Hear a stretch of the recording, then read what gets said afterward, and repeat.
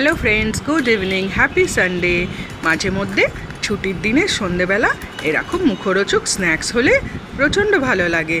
তোমাদের কার কার ভাল লাগে পাপড়ি চাট? আজ তাই ইভিনিং স্ন্যাক্সে আনিয়ে নিয়েছিলাম পাপড়ি চাট। ভীষণ ভালো লাগে পাপড়ি চাট। এখানে বড় বাজারে একটা দোকান আছে স্ট্রিট ট্রিট, ভীষণ ভালো পাপড়ি চাট বানায়।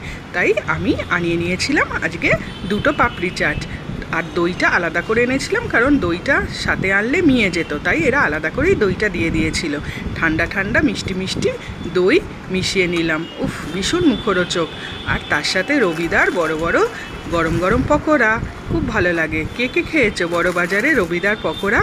যারা খেয়েছো তারা বারবার খেতে আসবে এই রবিদার পকোড়া। আর তার সাথে ছিল স্যালাড। তো আজকে ছুটির দিনে, ও হ্যাঁ, স্যালাডের সাথে ছিল চিলি সস, ভীষণ ভালো এই সসটা। ছুটির দিনে ইভিনিং স্ন্যাক্সে পাপড়ি চাট আর পকোড়া। টাটা।